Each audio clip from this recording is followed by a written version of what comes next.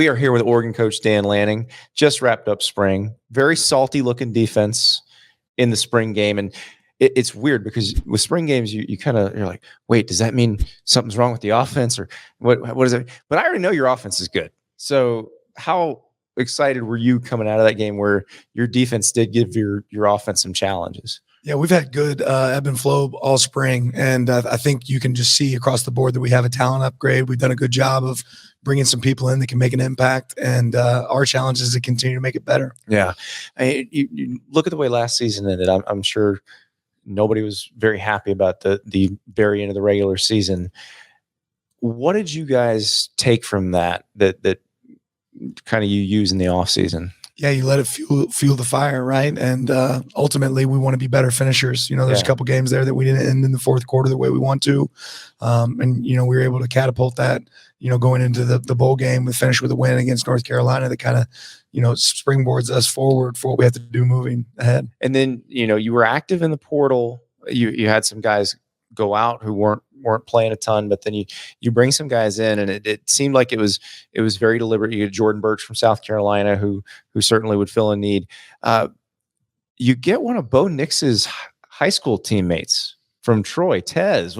He blew up in the spring game. Have you been seeing that from him all spring? Or yeah, he's a dynamic player, and people don't realize that he's actually Bo's adopted brother. So wow, okay, so they know him forever. It's a great story, right? So when Bo walks in the room and says, "Hey, I think I have somebody that can help us," you listen. And when he says your brother, you're like, "Wait a minute." But Tez is he's dynamic. He does a good job, and he loves ball. How much do relationships matter? And because I was looking at the guys you took from the portal, and there are players who played at Alabama. Obviously, Jordan Burks played at South Carolina, but that's a guy you recruited when you were at Georgia. How many of those guys did you have at least some cursory relationship with earlier on? Yeah, it's kind of like 6 degrees of separation or something. I mean, the reality is a lot of these guys are guys that we've recruited when we were at previous schools, or guys that we had really intimate knowledge of. And you want to know as much about what you're bringing in as possible. And we were able to do a good job of researching the guys we brought in, had a lot of previous relationships that paid off. And obviously good signing class out of high school, but maybe the best news you got was Bo Nix coming back. How did that go down? Because he seems like a pretty no-nonsense guy. Was it just he comes in, coach, come back? No, I mean, it was a process. We try not to, make sure that our players are able to not make emotional decisions. Right. I think it was really important for Bo to sit down with him and his family, discuss what was important. We try to provide Bo with as much information as we could. And I think ultimately Bo felt like he had some unfinished business that he wanted to take care of. As a guy who coached against Bo before you coached Bo, what was it like to see him evolve, into what he became for you guys last year? Because his career, everybody who's followed college football in the last 5 years knows he came into Auburn with these massive expectations, and it was kind of a roller coaster. But now he's the guy everybody thought he was going to be. Yeah, Bo's a guy you root for. Anybody that knows Bo personally knows that he's a guy that you want to see have success. And I'm just, excited that came to fruition for him. And I know he's excited about his future growth and what he can become, moving forward. When you bring in a guy like that, when do you know that's going to work, that the chemistry piece is going to work, and that he's going to work well with the new teammates? How do you figure that out? You see flashes of it, but it really just takes time, right? You see flashes of it through practice and preparation, but ultimately, some point within a game, you get a feel and you get in a rhythm, and then it takes off. And then obviously the guy who you brought to run the offense, Kenny Dillingham, he's offense. You're now sitting in meetings with him. He's a head coach at Arizona State. You gotta deal with his mouth, in the meetings. But Will Stein coming in to replace him. And by the way, both of you making me feel incredibly old at this point. Dan was born in the mid '80s, and then Will Stein. I remember when the Sonny Will Stein meme started when he was I think he was a freshman at Louisville. I'm gonna have to research. You don't know about the Sonny Will Stein meme? No, so Will Stein is his new offensive coordinator. The bulk of college football was introduced to Will Stein. I want to say it was a Thursday night game at Louisville. I can't remember if he was playing. I think he might have been he was a freshman and not playing much yet. But they have the camera that's on the crane on the sideline, and they're going to timeout, and they just sort of freeze on Will Stein, and he sees that he's on camera, and he just has this big old smile and puts his thumbs up. It's like, like that. And so the Louisville fans just embraced it, and he became Sonny Wilstein. Well, I gotta find that now. I appreciate that. Well, this will make the staff thread, the text thread. That's gonna be in there. Good. Okay, yes, I will text you the photo. There you go. It is tremendous. I was actually looking it up earlier because it's just one of those things where you looking. What year was he play? Oh yeah, this was not that long ago, and now he's an offensive coordinator in the Power Five. What was it about him that made you say, this is a guy who can continue what Kenny was doing? Yeah, even though he's young, I've always been more infatuated with guys with great experience. And he's been, he's played the position, obviously, at quarterback. He's been a high school coach. He's coached at the highest level, had a lot of success this past season as the offensive coordinator there at UTSA. And then you just got to get on the phone with him, get on a Zoom with him and spend a little time. So that career path sounds somewhat familiar. Yeah. Like high school coach, very young, then moves into the college ranks. That is how you started. You were 22 when you started coaching in high school? Yeah, I mean, just right out of college. So as soon as I got done playing. You're an elementary school PE teacher too, though, weren't you? That's right. Yeah. Which is harder, Power 5 head coach, elementary school PE teacher? Oh man, that's tough. A little bit harder now. But I'll tell you what, I had a lot of fun being an elementary PE What was the best game? I read about your career as an elementary scooter tag. There's a game that's better. It takes a little bit of time to tell. Oh, we got all day. All right. So this game, we call it Run for Money, right? And you pull out Monopoly money, and then you pull out the equipment out of the closet and you put it in the middle of the gym, right? You go to the dry erase board and you put it a money equivalent for every piece of equipment in the middle. So this would be like a football or a hockey stick or whatever. Or a scooter or basketball or whatever. Rock climbing wall. You can climb the rock wall, and then you put monetary value to that. And then every time you run a lap, you get $1.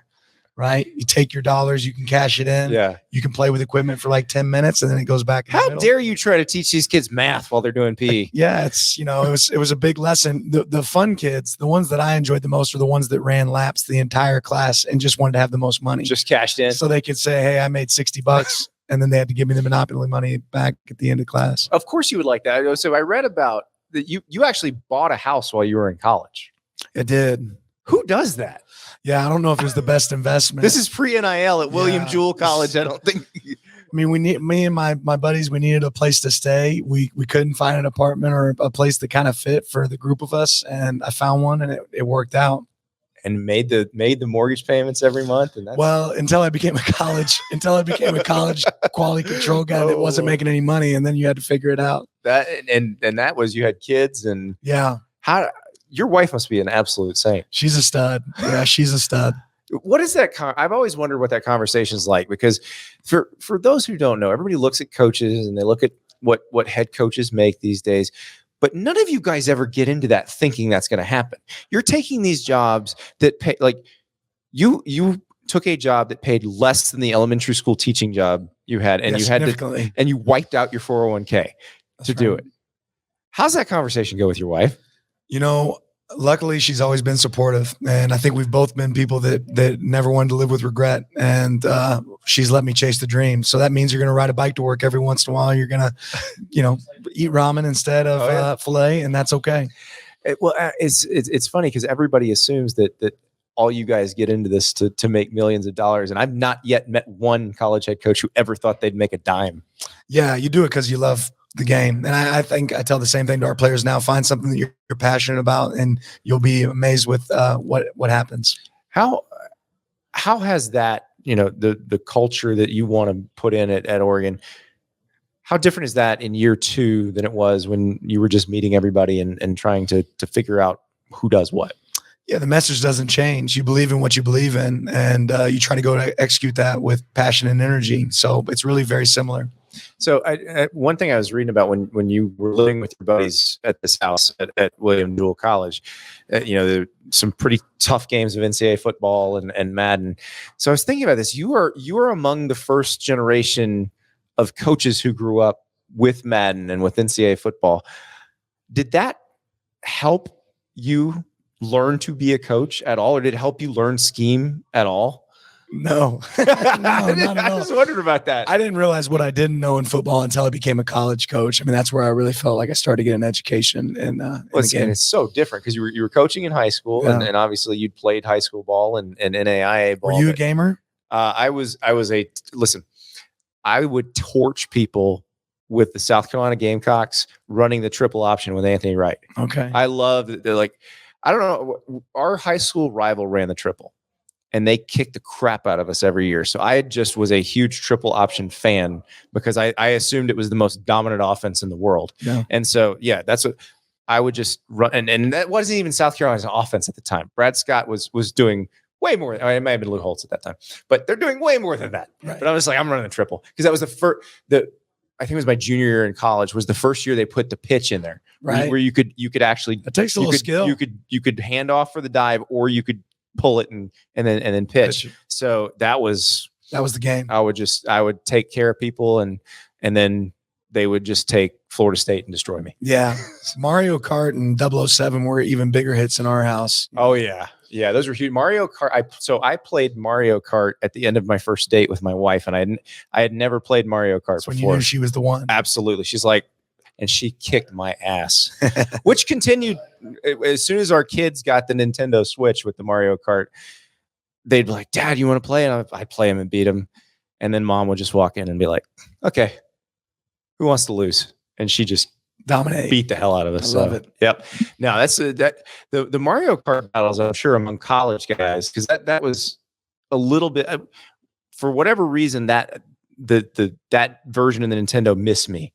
So I had a PlayStation, didn't have. You never made it to the Nintendo 64 then. No, and that's why missing out. That's why we're go to the movies, we're hanging out with her roommates in her apartment. She's like, "You sure you want to do this?" Bad decision. Yeah, exactly. So, but yeah, it is interesting that's because you can talk to these kids about this stuff with not your peers or your fellow coaches don't know anything. Kyle Whittingham did not play Mario Kart growing up. You don't think Coach Saban's talking about Mario Kart? No, I don't think so. Now, but he is great at connecting with football players. People don't understand that. They see him interviewed and they think, oh, well, I don't know. He sounds like he's mean all the time. No. He's cracking jokes constantly. It's just very dry. I do wonder what the players, like, how many of them, how long does it take those players to laugh when he's doing that? Not long. Okay. Not long at all. Okay. And how about you guys when you were working? Oh, you laugh. There? Okay. Yeah, you better laugh, right? You have to laugh. Is it like a Waylon Smithers and the Simpsons thing? It's not a required laugh, okay. But I'll say this. Once I became the head coach, I realized my jokes became a lot funnier. Oh, exactly. So, exactly. Yeah, you laugh at Coach Saban's jokes. Does that bother you, though, if you think someone is laughing because you are the boss now? No, I like when they laugh at my jokes. It's good. How, when you, now that you're a year into this job, everybody says you don't know what you don't know. What were the things early on that you didn't know that now you have a much better handle on? Just time, you can't get more time, right? So learning how to manage that and what it looks like and how many people want that time, that's a big piece. Well, and that's okay. Coach Saban's a great example of that because I know he has the 18-month calendar filled out, and I know Billy Napier does takes the notes for the day and then puts them in the binder, and he can go back a year or two later and on the same day and see where it matches up. Do you do anything like that in terms of organization? It's called an iPad. Okay, you don't use paper like Billy? Good Notes. Yeah, Good Notes is kind of my app that I rock on. I have to remember that. Check it out. It's a good one. So does that help you kind of just organize everything? And I would imagine that's the hardest part, is just with so much information flowing into you, organizing what you get.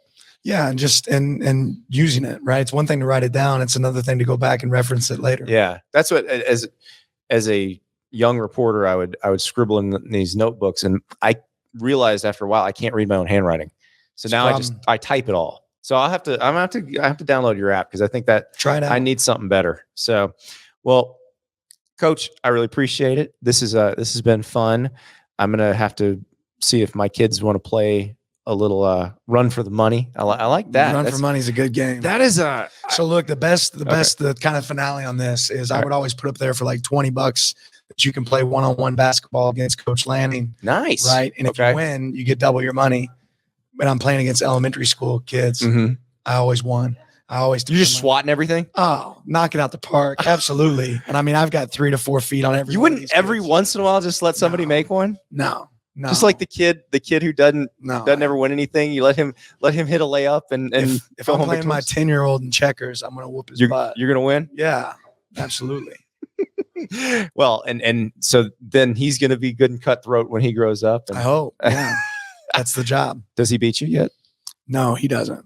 Now my middle son's beat me before at checkers. Reminds me. Okay. Chess, but yeah. Yeah, that's so. My son did chess in elementary school. There's very little more humbling than getting checkmated by a 6-year-old. Yeah, that's rough. It's bad. It's happened now with my oldest and my middle son. I'm still king to the youngest. Well, he'll checkmate you someday. Soon. Thank you, Coach. Appreciate it. Thanks, Andy.